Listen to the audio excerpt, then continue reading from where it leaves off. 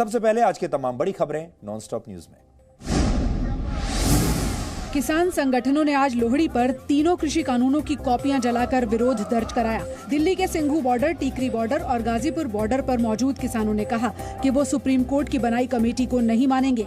लोहड़ी में बुराई को जलाया जाता है, अच्छाई की कसम ली जाती है। जला के हमने सरकार को ये सिग्नल दिया है कि इसी तरह ये बिल जो है एक दिन हमारे गुस्से की भेंट चढ़ेंगे और सरकार को इनको वापस लेने पड़ेंगे। किसानों के समर्थन में कांग्रेस ने भी जंतर मंतर पर कृषि कानून की कॉपियां जलाई। कांग्रेस ने केंद्र पर सुप्रीम कोर्ट को गुमराह करने का आरोप लगाया। वो तो पहले ही मोदी जी के कानूनों के समर्थक हैं। ऐसी कमेटी के सदस्य क्या न्याय करेंगे? वहीं सरकार ने कहा समाधान यस या नो से नहीं, चर्चा से ही निकलेगा। इस समस्या का समाधान सिर्फ यस या नो पर नहीं निकल सकता। सुप्रीम कोर्ट ने भी ये चीज कह दी है, तो मैं तो यही कहता हूँ सुप्रीम कोर्ट का निर्णय सर्वमान्य है। सरकार और किसानों के बीच 9वें दौर की बातचीत 15 जनवरी को होगी। किसान आंदोलन में प्रधानमंत्री नरेंद्र मोदी के खिलाफ एक बार फिर आपत्तिजनक और विवादित नारे लगाए गए। दिल्ली के सिंघू बॉर्डर पर आज सुबह कृषि कानूनों की कॉपियां जलाते हुए ये नारेबाजी की गई। मोदी मर जा तू, साडा देश बेच के खा गया, मोदी मर जा तू, मोदी मर जा तू। केंद्रीय मंत्री मुख्तार अब्बास नकवी ने कहा आंदोलन के हाईजैक होने में कोई संदेह नहीं बचा है। अफसोस की बात है कि कुछ क्रिमिनल कॉन्स्पिरेसी का संदूक लेकर के और किसानों के कंधों पे बंदूक चला रहे हैं। इससे पहले 14 दिसंबर को भी प्रधानमंत्री मोदी के खिलाफ विवादित नारेबाजी का वीडियो वायरल हुआ था। वहीं आज प्रतिबंधित संगठन सिख फॉर जस्टिस की सुप्रीम कोर्ट को लिखी एक खुली चिट्ठी भी सार्वजनिक हुई। चिट्ठी में सिख फॉर जस्टिस ने लिखा है कि वो किसान आंदोलन और खालिस्तान आंदोलन को अपना समर्थन जारी रखेगा। भारतीय वायुसेना में बहुत जल्द 83 नए तेजस लड़ाकू विमान शामिल होंगे। प्रधानमंत्री नरेंद्र मोदी की अध्यक्षता में कैबिनेट कमेटी ऑन सिक्योरिटीज ने आज आधुनिक तेजस विमानों की खरीद पर 48,000 करोड़ रुपए की डील को मंजूरी दे दी। ये एक बार में अब तक का सबसे बड़ा स्वदेशी रक्षा सौदा है। रक्षा मंत्री राजनाथ सिंह ने इसे दूरगामी फैसला बताते हुए कहा, ये सौदा भारतीय रक्षा निर्माण क्षेत्र में आत्मनिर्भरता के लिए गेम चेंजर होगा। तेजस बहुत जल्द भारतीय वायुसेना के लड़ाकू बेड़े की रीढ़ बनने जा रहा है। हिंदुस्तान एरोनॉटिक्स लिमिटेड में विकसित तेजस मार्क A1 चौथी पीढ़ी का सबसे छोटा और हल्का लड़ाकू विमान है। मल्टी रोल फाइटर जेट तेजस सुपरसोनिक स्पीड से हमला करने, मिसाइल दागने और रडार को चकमा देने में सक्षम है। भारतीय वायुसेना में इस वक्त तेजस से लैस 2 स्क्वाड्रन हैं। भारत पाकिस्तान अंतर्राष्ट्रीय सीमा पर बीएसएफ ने आतंकी घुसपैठ के बड़े रास्ते का पर्दाफाश किया है। जम्मू के हीरानगर सेक्टर में सुरक्षा बलों ने 150 मीटर लंबी सुरंग ढूंढ निकाली।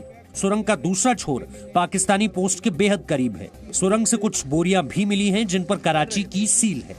तो इसमें जैसे आप देख रहे हैं जो सामान मिला है, खासकर सैंड बैग्स हैं, उसके ऊपर पाकिस्तान की मार्किंग है और कुछ और एक चीजें हैं जिससे कि टनल को इस साइड में निकालने के लिए उन्होंने मुंह को स्ट्रेंथन किया हुआ है। सुरंग मिलने के बाद सुरक्षा बलों के तलाशी अभियान में तेजी आ गई है। पिछले साल नगरोटा हमले के बाद बीएसएफ ने ऐसी सुरंगों की तलाश के लिए ऑपरेशन सुदर्शन चलाया था। नगरोटा में मारे गए जैश के 4 आतंकी भी सांबा में एक सुरंग से ही दाखिल हुए थे।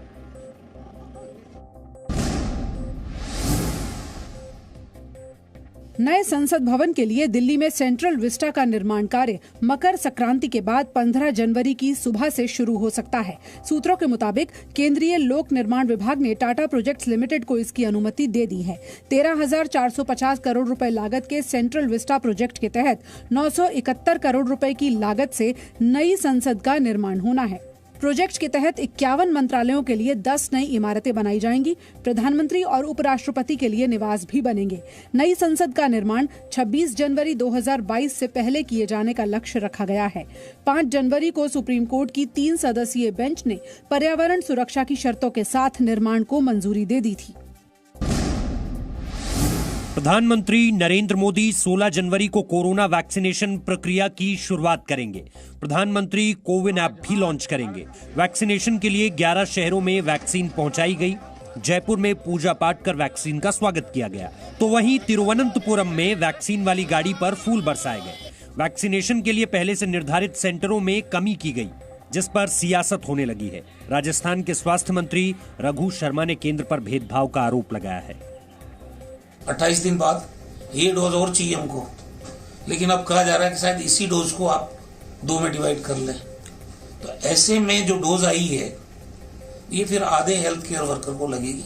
वैक्सीन पर हो रही सियासत पर स्वास्थ्य मंत्रालय ने ट्वीट कर सफाई दी। शुरुआत में सभी राज्यों और केंद्र शासित प्रदेशों को मिलाकर 1,65,00,000 कोविशील्ड और कोवैक्सीन की डोज दी गई है। ये उन राज्यों के हेल्थ वर्कर्स के हिसाब से दी गई है। ऐसे में किसी भी राज्य के साथ वैक्सीन के अलॉटमेंट में भेदभाव का सवाल नहीं उठता है। ऐसे में कम सप्लाई का आरोप लगाना बेबुनियाद और आधारहीन है। दिल्ली के मुख्यमंत्री अरविंद केजरीवाल ने कहा कि जरूरत पड़ने पर दिल्ली वालों को मुफ्त कोरोना वैक्सीन मुहैया कराएंगे। दिल्ली के लोगों के लिए अगर जरूरत पड़ेगी, केंद्र सरकार अगर नहीं करेगी तो दिल्ली के लोगों के लिए फिर हम इसको फ्री में अवेलेबल करवाएंगे। पंजाब सरकार ने भी कहा है कि जो भी सरकारी अस्पताल में आएंगे उन्हें मुफ्त वैक्सीन लगाई जाएगी। हमारे सीएम साहब बहुत फराहदिली से काम कर रहे हैं। जितने लोग हमारे पोर्टल के ऊपर ऑनलाइन आएंगे उनको सबको लगा, जो हमारी फैसिलिटी पे आएंगे फ्री लगाएंगे।